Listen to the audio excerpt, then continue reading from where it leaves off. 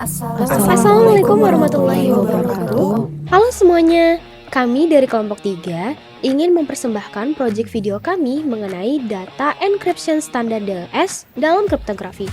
Melalui video ini, kami akan membawa Anda memahami konsep yang kompleks namun menarik dengan cara yang mudah dipahami.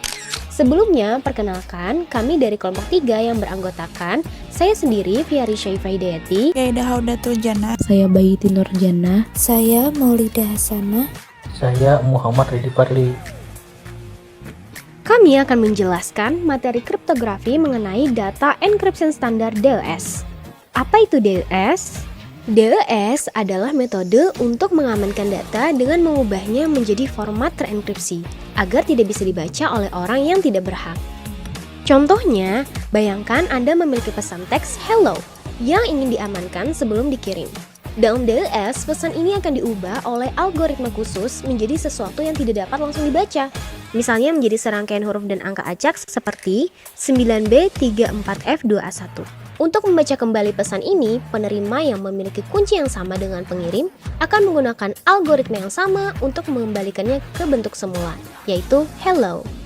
Sejarah DLS. Sejarah DLS singkatnya kami bagi menjadi 3 poin, diantaranya pengembangan oleh IBM pada tahun 1970-an, standar enkripsi yang lebih luas digunakan, dan penggantian dengan standar enkripsi yang lebih kuat. DLS dikembangkan oleh IBM pada tahun 1972 atas permintaan pemerintah Amerika Serikat untuk menciptakan standar enkripsi yang kuat untuk melindungi data rahasia pemerintah dan militer. Alhasil, DLS diadopsi sebagai standar enkripsi federal Amerika Serikat pada tahun 1977. Metode ini menjadi sangat populer dan banyak digunakan di seluruh dunia dalam berbagai aplikasi, mulai dari komunikasi data hingga sistem keamanan. DLS didasarkan pada algoritma Lucifer yang dibuat oleh Horst Feistel yang mengembangkan struktur FC bernama jaringan Feistel dan disetujui oleh National Bureau Standard (NBS). Setelah penilaian kekuatannya dilakukan oleh National Security Agency atau NSA. Namun, karena DLS hanya memiliki kunci 56 bit yang terbatas, DLS digantikan oleh standar baru. Standar enkripsi yang lebih aman seperti Advanced Encryption Standard (AES) pada tahun 2001. DLS termasuk ke dalam algoritma kriptografi kunci simetri, yang artinya kunci untuk enkripsi dan deskripsi sama, dan tergolong ke dalam kategori Cipperblok. DLS beroperasi pada ukuran blok sepanjang 64 bit, dan blok ciphertextnya juga 64 bit. Panjang kunci eksternal yaitu 64 bit, dan bit-bit paritas adalah bit kelipatan 8 seperti bit ke-8, bit ke-16, bit ke-24, dan seterusnya. Ini adalah blok plaintext sebelum mengalami proses 16 kali encipering. Blok plaintext tersebut diacak terlebih dahulu dengan initial permutation. Selanjutnya, hasil pengacakan ini akan masuk ke dalam 16 kali putaran. Dan hasil dari 16 kali putaran ini kemudian diacak lagi dengan inverse initial permutation atau IP-1. Jadi hasil inilah yang disebut dengan blok ciphertext. Dan yang diberi garis-garis putus ini adalah fungsi enkripsi atau disebut juga dengan E. Jika plaintext ini kita bedah isinya, maka rinciannya sebagai berikut. Di sini adalah blok plaintext yang mengalami pengacakan dengan initial permutation. Lalu 16 kali encipering tersebut digambarkan dengan 16 buah jaringan Feistel. Dan pada setiap putaran menggunakan kunci internal yang berbeda-beda. Putaran pertama menggunakan K1, putaran kedua menggunakan K2, dan putaran terakhir menggunakan K16. Lalu hasil 16 kali encipering ini diacak lagi dengan permutation IP1. Karena ada 16 putaran, maka dibutuhkan kunci internal sebanyak 16 buah, yaitu K1, K2, hingga K16. Kunci internal dibangkitkan dari kunci eksternal yang diberikan oleh pengguna. Kunci eksternal panjangnya 64 bit atau 8 karakter. Kunci eksternal ini menjadi masukan untuk permutasi dengan menggunakan matriks permutasi kompresi PC1 sebagai berikut. Kunci eksternal dari pengguna yang panjangnya 64 bit atau 8 karakter mula-mula diacak dan dikompresi dengan menggunakan permutasi PC1. Permutasi PC1 menghasilkan luaran sepanjang 56 bit yang dibagi menjadi dua bagian, yaitu channel dan denol, yang masing-masing panjangnya 28 bit. Lalu bit-bit channel dan denol ini digeser ke kiri. Hasil pergeserannya adalah C1 dan D1. Kemudian C1 dan D1 ini digabung, lalu diacak dan dikompresi kembali dengan menggunakan permutasi PC2. Lalu pergeseran bit dilanjutkan kembali untuk C1 dan D1 yang menghasilkan C2 dan D2.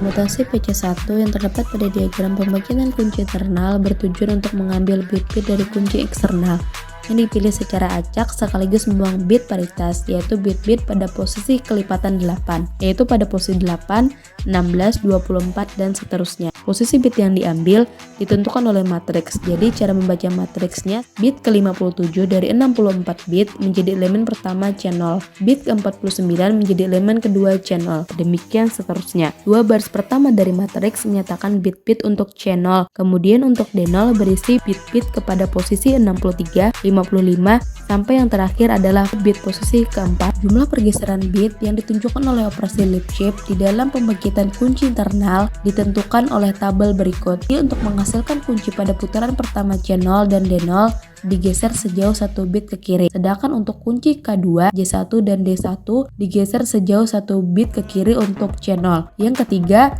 C2 dan D2 digeser sejauh 2 bit ke kiri. Demikian seterusnya sampai kunci yang ke-16. Untuk setiap kunci internal, pergeseran leaf itu berbeda-beda jumlah pergeseran bitnya. Permutasi yang terdapat dalam diagram pembangkitan kunci internal bertujuan untuk memilih bit-bit dari C dan D untuk menjadi bit-bit kunci internal. Bit-bit yang dipilih dari C dan D yang ditentukan oleh matriks PC2 sebagai berikut. Dua baris pertama ini menyatakan bit-bit yang dipilih dari C, sedangkan dua baris terakhir adalah bit-bit yang dipilih dari D. Permutasi awal bertujuan untuk mengajak plaintext sehingga urutan bit-bit di dalamnya berubah. Pengajakan disebut ditentukan oleh matriks permutasi awal atau IP sebagai berikut. Cara membaca matriksnya adalah bit ke-1 itu diambil dari bit ke-5, 8, bit kedua dari bit ke-50, demikian seterusnya. Setelah teks blok di dalam blok plaintext diacak dengan permutasi awal, selanjutnya blok plaintext mengalami 16 kali putaran NC pairing sebagai berikut. Setiap putaran NC pairing merupakan jaringan pastel yang ditujukan pada gambar, yaitu setiap blok dipecah menjadi dua, slot blok kiri L dan slot blok kanan R. LI-1 adalah slot blok hasil dari putaran sebelumnya dan RI-1 adalah slot blok hasil kiri dari putaran sebelumnya. Setelah satu putaran pastel, maka slot blok kiri adalah LI dan slot blok kanan adalah RI. RI dan LI dapat dinyatakan sama sebagai berikut, yaitu LI dapat diperoleh dari RI-1, sedangkan RI hasil ekspor antara LI-1 dengan hasil formasi F terhadap RI-1 dan internal KI dapat dilihat di sini. LL langsung diperoleh dari RI-1, sedangkan RI merupakan hasil ekspor antara LI-1 dengan SK formasi F dan memasukkan R-1 dengan internal KI. Fungsi F yang terdapat di dalam satu jaringan pastel, kalau kita gambarkan akomodasinya ditunjukkan pada gambar berikut. Jadi di dalam pastel terlihat bahwa fungsi F menerima input yaitu kanal RI-1 dan kunci internal KI. Jadi di sini input untuk ekspansi F adalah kanal RI-1 dan kunci internal KI sel blok kanan. RI-1 yang 32 bit diekspansi menjadi 48 bit. Dengan menggunakan matrix ekspansi E, hasil ekspansi tersebut kemudian dieksporkan kunci internal K yang dipanjangnya juga adalah 48 bit. Misalnya hasil ekspansi XOR adalah sebuah blok, yaitu blok A, dan blok A ini kemudian dibagi lagi menjadi 8 kelompok yang masing-masing panjangnya 6 bit. Jadi kelompok pertama berisi 6 bit dan kelompok ke-8 adalah 6 bit. Jadi 6 kali 8 adalah 48 bit. Jadi 6 bit kelompok pertama masuk ke kotak S1 dan 6 bit kedua masuk ke kotak S2 dan seterusnya. Di dalam setiap S-box ini 6 bit tersebut mengalami proses substitusi menghasilkan sebuah blok B 32 bit. E adalah fungsi ekspansi yang memperluas blok RI kurang 1 32 bit menjadi blok 44 bit. Selanjutnya fungsi ekspansi direalisasikan dengan matriks permutasi ekspansi. Hasil ekspansi yaitu ERI kurang 1 menghasilkan blok 44 bit. Selanjutnya blok A dikelompokkan menjadi 8 kelompok masing-masing 6 bit dan menjadi masukan bagi proses substitusi. Selanjutnya ada 8 matriks substitusi masing-masing dinyatakan dengan kotak minus S. Selanjutnya kotak minus S menerima masukan 6 bit dan memberikan keluaran 64 bit. Kotak S5, S6, S7, dan S8, proses substitusi dengan setiap kotak dijelaskan pada matriks sebelumnya. Misalkan kotak S5 menerima input 6 bit sebagai berikut. Maka gabungan bit ke-1 dengan bit ke-6 yang berwarna biru adalah bit ke-10, yang dalam desimal nilainya adalah 2. Ini menyatakan baris pada kotak S5 indeksnya baik dimulai dari 0, 1, 2, 3. Berarti baris kedua adalah yang bergaris biru. Kemudian 4 bit di tengah yang berwarna merah yaitu 0101 menunjukkan posisi kolom 0101. Dalam desimal adalah 5. Tetapi pada kolom kelima dimulai dari 0. Kolomnya 0, 1, 2, 3, 4, 5. Perpotongan baris kedua dengan kolom kelima adalah pada elemen bernilai 13. Maka luaran dari S5 adalah 13. Yang dalam biner 13 ini adalah 1101. Proses itu dilakukan untuk 8 buah kotak S sehingga menghasilkan luaran sebanyak 8 kali 4 yaitu 32 bit. Jadi proses substitusi dengan 8 kotak S menghasilkan blok yang panjangnya 32 bit. Luaran proses substitusi adalah blok B yang panjangnya 32 bit. Blok B menjadi masukan untuk proses permutasi. Tujuan permutasi adalah untuk mengacak hasil proses substitusi kotak S. Permutasi dilakukan dengan menggunakan matriks permutasi P sebagai berikut. Hasil pengacekan bit-bit blok B dengan permutasi P yang merupakan luaran dari fungsi transformasi F, yaitu yang kemudian luaran fungsi F dieksporkan dengan subblok kiri LI-1 menghasilkan subblok kanan RI. Jadi RI sama dengan LI-1 diekspor dengan hasil pengacakan blok B dengan permutasi P. Dengan demikian, maka luaran putaran ke I pada jaringan Pastel adalah blok yang disusun oleh subblok kiri LI dan sebelah kanan RI. Yang mana hal ini LI diperoleh dari RI-1 sedangkan RI diperoleh dari LI-1.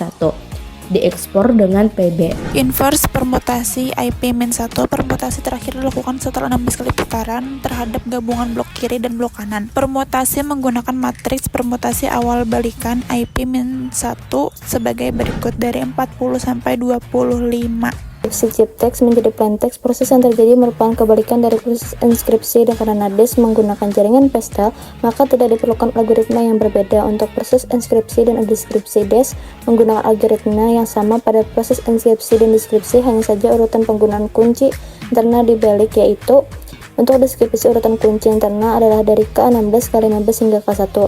Untuk setiap putaran K16, 15 sampai 1, luaran pada setiap proses digipairing adalah berikut, yaitu RI-1 sama dengan LI dan LI-1 sama dengan hasil X, all RI dengan hasil transformasi F RI-1 dan KI yaitu RI transfer dari F LL, KI. Disk dapat dioperasikan dengan berbagai mode operasi yang sudah diketahui sebelumnya, yaitu mode ECB, CBC, OPB, CPP, dan counter. Namun karena kesederhanaan, mode ECB sering digunakan pada paket Cormacel. Selanjutnya disk diimplementasikan baik sebagai perangkat lunak maupun perangkat keras. Dan dalam bentuk perangkat keras, disk diimplementasikan di dalam chip. Setiap detik chip ini dapat mengintegrasikan 16,8 juta blok atau 1 gigabit per detik. Selanjutnya, implementasi disk ke dalam perangkat lunak dapat melakukan inspirasi 32.000 blok per detik. Dijalankan pada komputer mainframe IBM 3090, yaitu komputer tercepat saat ini. Demikianlah presentasi kami. Semoga apa yang kami sampaikan dapat bermanfaat. Beli kedondong pagi-pagi. Sampai bertemu lagi. Sekian terima kasih. Wassalamualaikum warahmatullahi wabarakatuh.